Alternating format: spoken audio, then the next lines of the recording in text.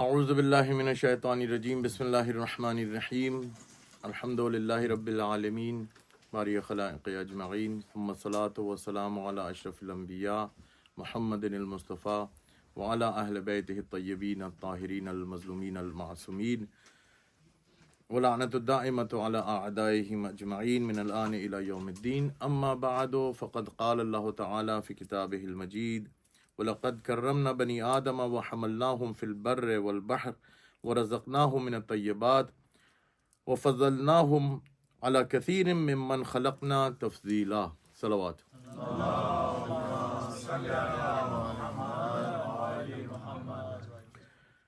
Today is the first day of sessions of that we're going to carry on for the months to come, and it is going to be on the Shia beliefs.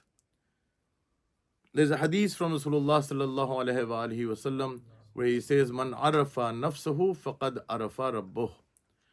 Someone who recognizes himself is able to recognize his Lord, Allah subhanahu wa ta'ala.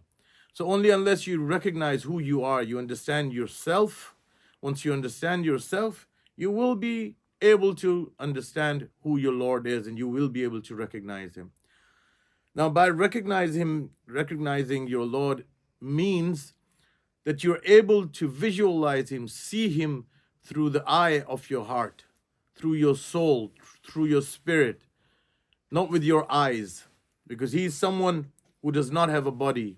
He does not possess a body like humans do or any other beings do.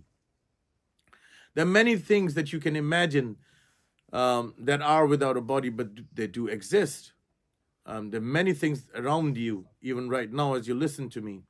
There are many things like the air. Air does not have a body. You cannot touch it. You cannot see it, but it's there. It exists. Electricity, the internet that I'm speaking to people who are going to see me afterwards. This is the internet that the people are not able to see or touch, but it exists. It's a reality. Corona, so many people died, but nobody could see those diseases, those germs. Well, maybe through electronic microscope, but there are certain things that you cannot even see through anything. Allah exists, but we do need to understand him. We do need to visualize him. We do need to feel him. And we can do that step by step as we go along, and we'll keep on discussing these issues with you. The first thing that we want to discuss is about yourself, who we are. If we go and turn towards Quran, in the Quran, I just recited a verse before you. وَلَقَدْ كَرَّمْنَا بَنِي آدَمَ. Allah says that I have given extreme respect to mankind, Bani Adam, the sons of Adam. Allah has given us respect. Allahu Akbar. Allah is saying that.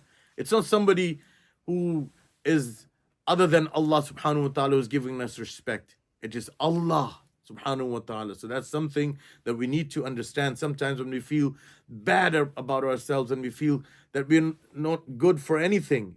How many times have you heard people say, we're not good for anything. I'm useless. A sense of hopelessness.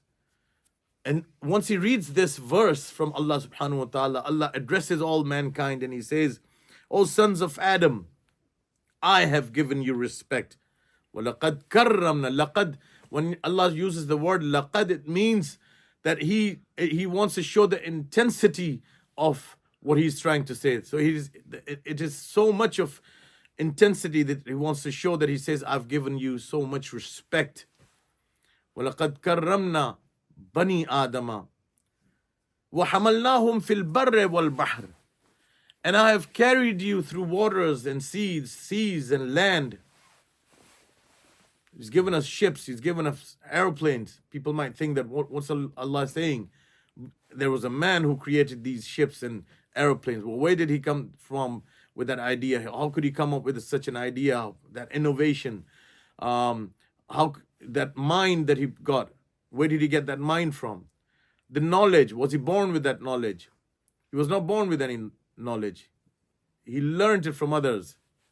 Well, and he did not create anything. He just assembled certain things. All of these raw materials already existed in the world. So Allah is saying that I have carried you through waters, through rivers and seas and land. وَرَزَقْنَاهُمْ مِنَ الطَّيِّبَاتِ. And I gave you a rizq that he calls a very tayyib, that means tahir, that means it's pure and good. And there are so many of the varieties of the rizq, not just that you eat, but the namaz that you've just prayed is also rizq. The things that you learn, the knowledge itself is rizq. The spirituality that you feel, the connection that you build with your Lord and yourself is also rizq.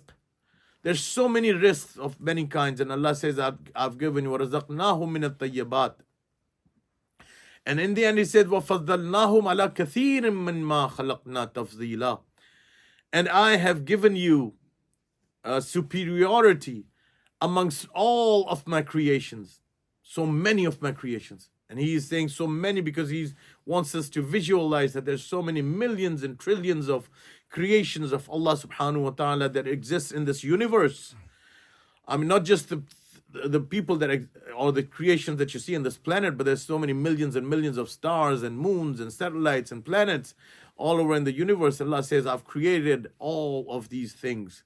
And then he says, I have made you superior to all of them. Allahu Akbar. In another verse, Allah subhanahu wa ta'ala says, Salawatu Muhammad wa ala Muhammad. Inna Allah sakhara lakum ma fis samawati wa ma fil ard. Whatever you see in the skies, whatever you see in the universe, whatever you see on this earth, I've created all of that. All of that is for you. Allahu Akbar.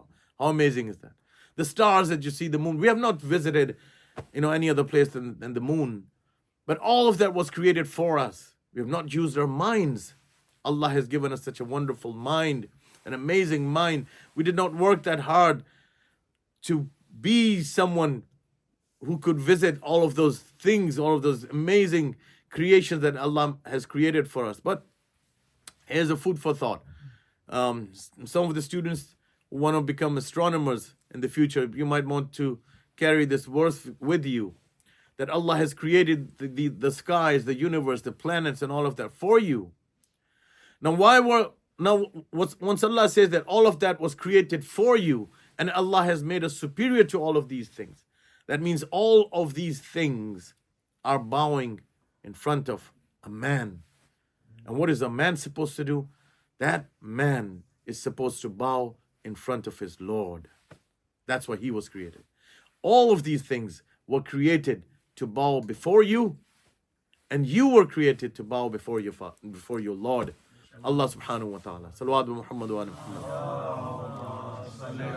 Now, we need to understand who we are.